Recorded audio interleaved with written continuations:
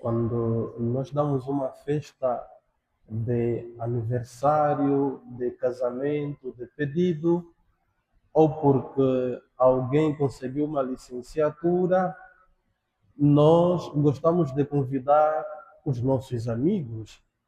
Isso é natural, irmãos e irmãs. Nós gostamos de convidar os nossos parentes mais próximos.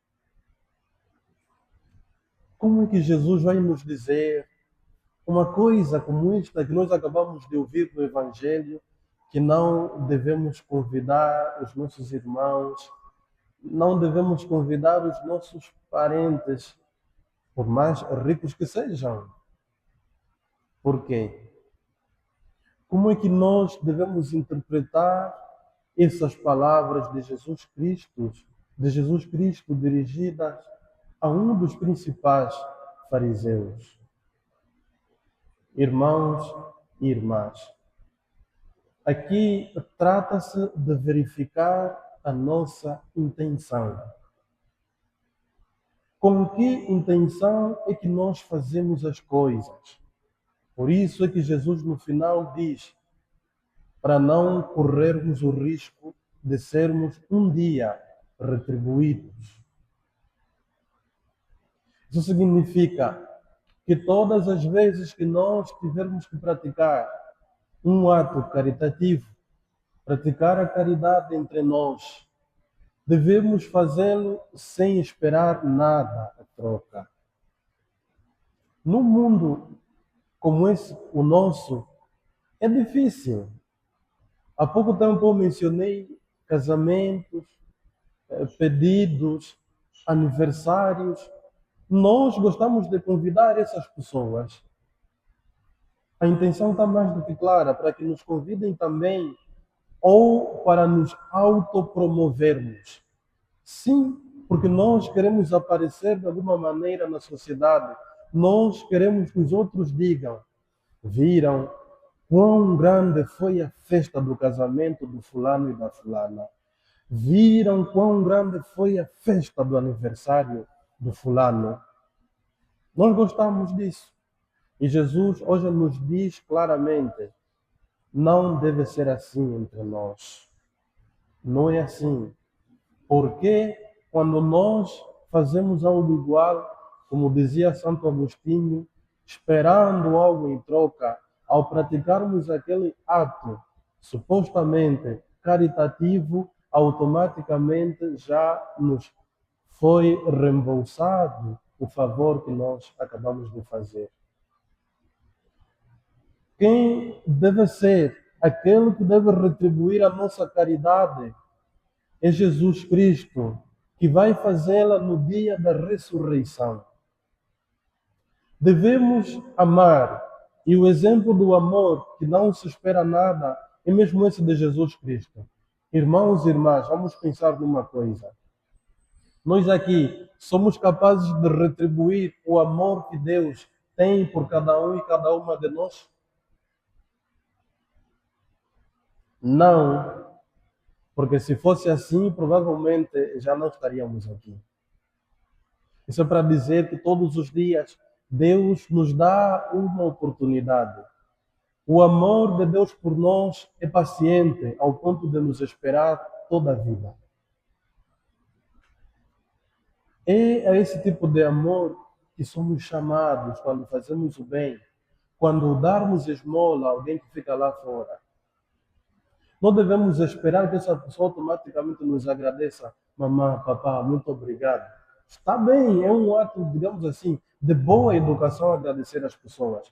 Mas a nossa missão não deve ser essa, esperar que aquela pessoa automaticamente venha nos dizer muito obrigado. Essa pessoa vai nos agradecer, sim, como disse, por uma questão de boa educação. E também depois dos frutos que vão advir daquela caridade que nós praticarmos. Aí nós veremos se a nossa caridade serviu de alguma coisa ou não. Nós não devemos fazer as coisas para que sejamos vistos, porque esse tipo de caridade é envenenada. Esse tipo de caridade oculta a nossa verdadeira intenção. Esse tipo de caridade oculta o que verdadeiramente nós somos, egoístas. Só pensamos em nós, o que verdadeiramente nós somos, calculadores. Não, não devemos calcular. E há entre nós pessoas que sim gostam de convidar pobres, pessoas que sim gostam de convidar aquelas pessoas que não têm possibilidades, que não têm condições de retribuir, mas só que vão cobrar da pior maneira. É assim que nós chegamos naquilo que nós chamamos de dívida moral. Sim, sim, irmãos e irmãs, nós gostamos de ajudar os nossos irmãos, as nossas irmãs, os nossos amigos e amigas nos momentos difíceis. Gostamos de fazer isso para que amanhã nós vamos chegar na frente deles e dissermos: se não fosse por mim, tu não estarias aqui. Nós temos essa coragem, infelizmente. Se não fosse por mim, provavelmente tu estarias na cadeia, estarias não sei aonde. Então deves ser eternamente agradecido, agradecida por mim, a minha pessoa. Isso não é bom. Aquela pessoa é pobre, nós sabemos que não tem como nos retribuir, mas se aquela pessoa pudesse, por causa dessas palavras nossas, deveria mover céu e terra para nos devolver aquele favor. Mas não pode. E nós às vezes fazemos chantagem no fim. Começamos a dizer: olha, se tu não fizeres isto e aquilo por mim, eu vou revelar aquele teu grande segredo. Aquela ajuda, todo mundo vai ficar a saber que se não fosse por mim, tu não estarias aqui. Irmãos e irmãs, não é essa caridade. E nós hoje, os dominicanos, fazemos memória de São Martinho de Lima. Outros dizem Martinho de Porres.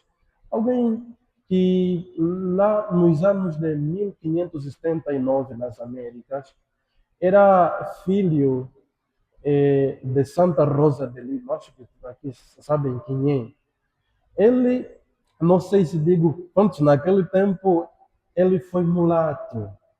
Portanto, não era muito bem aceito dentro da comunidade. Tornou-se frade, sim, tornou-se um frei dominicano, mas com uma condição, que nunca deveria ser padre. Por quê? Porque era mulato. Essa discriminação, por causa da cor da sua pele, não deteve o coração amoroso de Martinho de Lima. Amou até aqueles que eram ingratos para com ele. O seu amor era tanto que, mesmo aquelas pessoas que o discriminavam, ele procurou sempre cuidá-los, porque dentro da comunidade exerceu também a função de enfermeiro. Ia lá cuidar até aquelas pessoas que o insultavam. Martinho ia lá. Martinho, além de ser médico ou enfermeiro, digamos assim, era o responsável da limpeza do mosteiro, do convento. Tanto é assim que em muitos escritos, Martinho é conhecido como Frei Vassoura.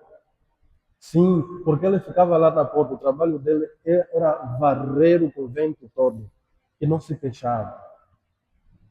Seríamos nós também capazes de imitar essa caridade verdadeira, essa caridade de ver no outro, na outra, não um simples outro ou outra, mas um irmão, uma irmã, um semelhante a mim, alguém que é imagem de Deus, portanto, nosso irmão e nossa irmã, seja essa a nossa verdadeira caridade.